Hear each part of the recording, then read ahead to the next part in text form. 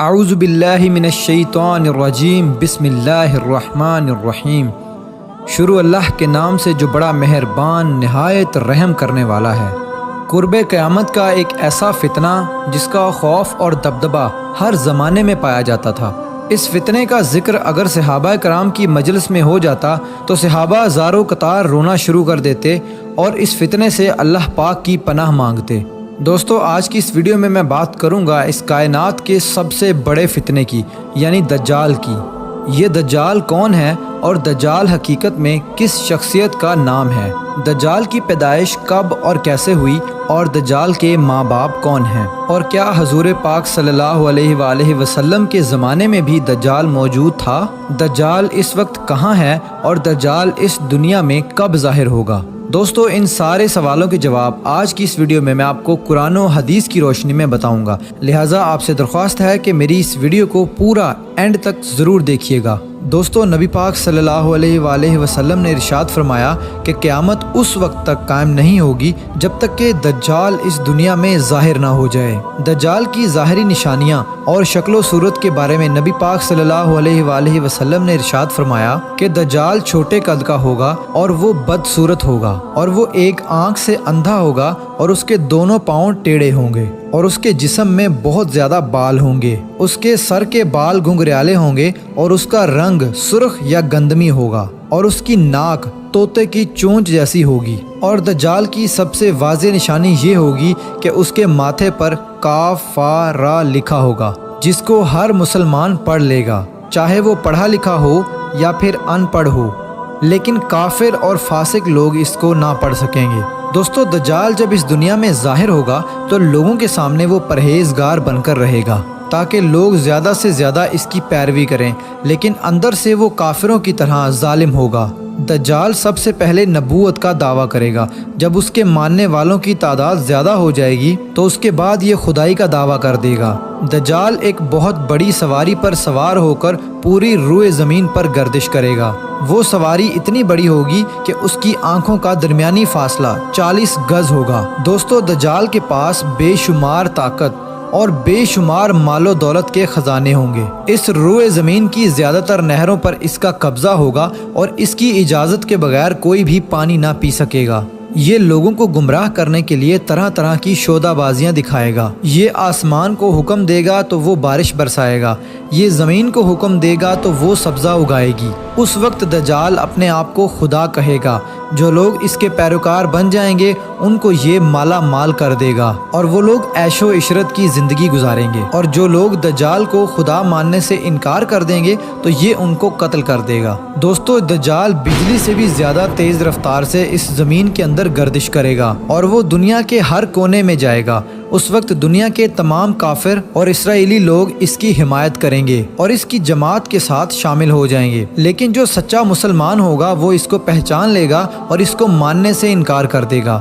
دجال پوری روئے زمین میں فتنہ اور فساد پھیلانے کے بعد مکہ مکرمہ اور مدینہ منورہ کی طرف روانہ ہوگا۔ جب یہ مکہ میں داخل ہونے کی کوشش کرے گا تو اس کو مکہ میں داخل ہونے سے روک دیا جائے گا اور آخرکار مکہ سے ذلیل و خوار ہو کر مدینہ منورہ کی طرف جائے گا۔ اس وقت مدینہ منورہ کے 7 دروازے ہوں گے اور ہر دروازے پر اللہ تبارک و تعالیٰ کی طرف سے ایک نگہبان فرشتہ مقرر ہوگا جو اس کو مدینہ منورہ میں داخل ہونے نہیں دے گا۔ اس وقت دجال مکہ اور مدینہ کے باہر کھڑے ہو کر ایک خوفناک چیخ مارے گا۔ اس وقت مکہ اور مدینہ کے اندر جو بھی لوگ منافقین ہوں گے وہ اس کی آواز سن کر باہر نکل آئیں گے اور دجال کے گروہ میں شامل ہو جائیں گے۔ دوستو، دجال 40 دن تک دنیا میں رہے گا اور آخرکار امام مہدی علیہ السلام اور حضرت عیسیٰ علیہ السلام کے ساتھ اس کا مقابلہ ہوگا۔ اس وقت دجال کا لشکر دنیاوی اعتبار سے مسلمانوں سے زیادہ مضبوط اور زیادہ طاقتور ہوگا۔ اس وقت مسلمانوں اور دجالی گروہ کے درمیان ایک بہت بڑی جنگ ہوگی۔ اس جنگ کے اندر دجالی ہار جائیں گے اور دجال کے لشکر کو بہت بری طرح ہار کا سامنا کرنا پڑے گا۔ اس وقت دجال حضرت عیسیٰ علیہ السلام سے ڈرتے ہوئے فلسطین کی طرف بھاگے گا اور حضرت عیسیٰ علیہ السلام اس کا پیچھا کرتے ہوئے اس کو مقام لد پر پکڑ لیں گے۔ اور اللہ تبارک و تعالیٰ کے حکم سے دجال کو قتل کر دیں گے۔ دوستو اب بات کرتے ہیں کہ دجال کون ہے اور اس کے ماں باپ کون ہیں۔ دجال کی پیدائش کے متعلق مختلف روایات ملتی ہیں، جیسا کہ نبی پاک صلی اللہ علیہ وآلہ وسلم کے دور کی بات ہے کہ جب مسلمان مکہ سے مدینہ کی طرف ہجرت کر رہے تھے کہ انہی دنوں میں مدینہ کے اندر ایک یہودی عورت نے ایک بچے کو جنم دیا جو کہ پیدائشی کانا تھا۔ پیدائش کے اعتبار سے یہ بچہ بہت عجیب و غریب تھا۔ بچپن میں یہ بچہ مدینے کے اندر بچوں کے ساتھ کھیلا کرتا تھا اور آہستہ آہستہ یہ بچہ مدینے کے اندر مشہور ہونے لگا اور مدینے کے اندر اس نے اپنے اوپر وحی آنے کا دعویٰ کر دیا اور یہ بچہ لوگوں کے ساتھ عجیب و غریب اور پر اسرار باتیں کرنے لگا۔ جب اس کی ماں کو یہ علم ہوا تو اس کی ماں حضور پاک صلی اللہ علیہ وآلہ وسلم کی خدمت میں آئی اور اپنے بیٹے کا سارا حال نبی پاک صلی اللہ علیہ وآلہ وسلم کو بتایا، اور اس بچے کی ماں حضرت محمد صلی اللہ علیہ وآلہ وسلم سے گزارش کرنے لگی کہ آپ اس بچے کا معائنہ کریں کہ یہ کیا کر رہا ہے۔ ایک دن آپ صلی اللہ علیہ وآلہ وسلم صحابہ کرام کے ہمراہ اس بچے کا معائنہ کرنے کے لیے اس کے گھر کی طرف روانہ ہوئے تو آپ نے رستے میں اس بچے کو انصاری بچوں کے ساتھ کھیلتے ہوئے دیکھا۔ اس بچے کا نام ابن سیاد تھا۔ اس وقت آپ صلی اللہ علیہ وآلہ وسلم کے ساتھ عمر بن خطاب رضی اللہ تعالی عنہ اور دیگر صحابہ کرام بھی موجود تھے۔ اس وقت ابن سیاد بلوغت کے قریب تھا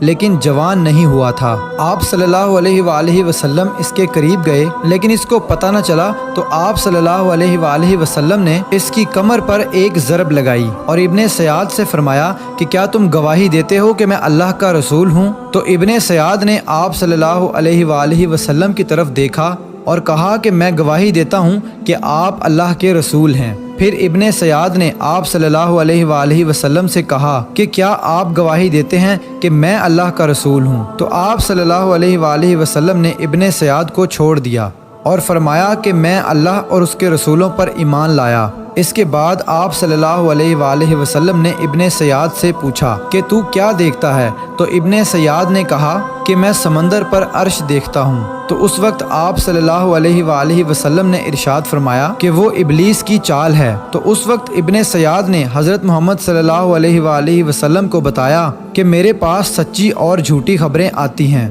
یہ بات سن کر آپ صلی اللہ علیہ وآلہ وسلم نے فرمایا پھر تو تیرا معاملہ الٹ ہو گیا۔ اس کے بعد آپ صلی اللہ علیہ وآلہ وسلم نے ابن سیاد سے فرمایا کہ میں نے تیرے لیے ایک چھپانے والی چیز چھپائی ہے۔ دراصل اس وقت آپ صلی اللہ علیہ وآلہ وسلم نے اپنے دل کے اندر لفظ دخان سوچا تھا۔ تو ابن سیاد آپ صلی اللہ علیہ وآلہ وسلم سے کہنے لگا کہ آپ نے دل کے اندر جو چیز چھپائی ہے وہ الدخ ہے۔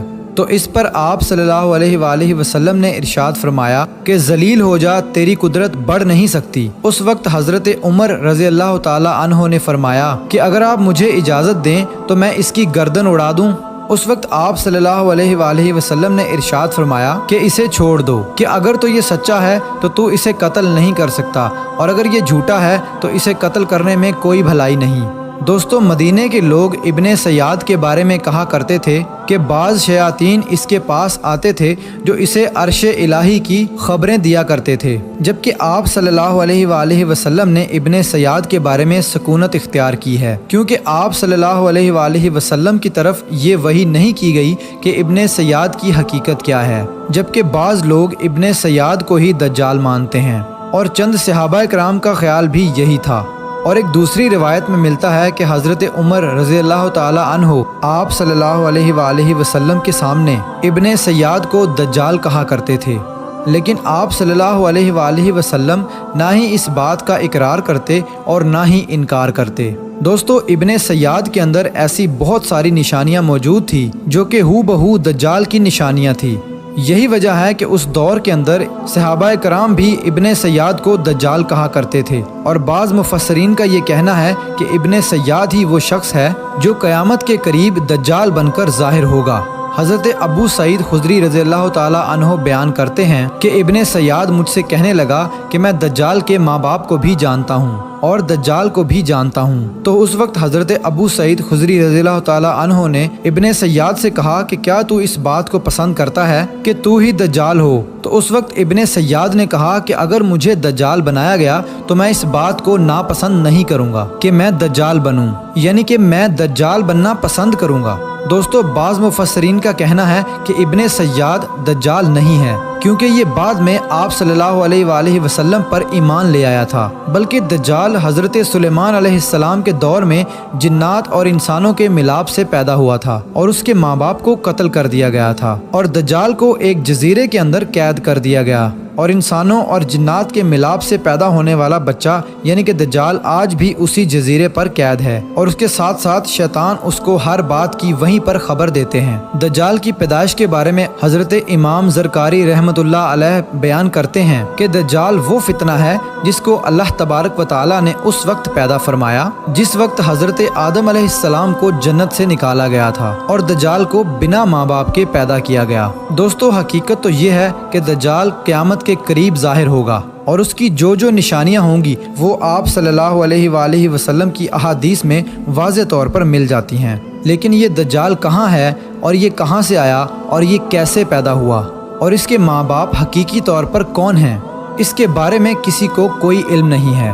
اس کا علم صرف اللہ تبارک و تعالیٰ کی ذات کے پاس ہے۔ اللہ پاک ہی بہتر جانتا ہے کہ دجال حقیقت میں کون ہے اور وہ کیسے پیدا ہوا۔ اللہ تبارک و تعالیٰ سے دعا ہے کہ اللہ پاک اپنے پیارے حبیب حضرت محمد صلی اللہ علیہ وآلہ وسلم کے صدقے ہم سب کو دجال کے فتنے سے بچائے اور ایمان کی سلامتی کے ساتھ ہمیں زندگی گزارنا اور مرنا نصیب فرمائے۔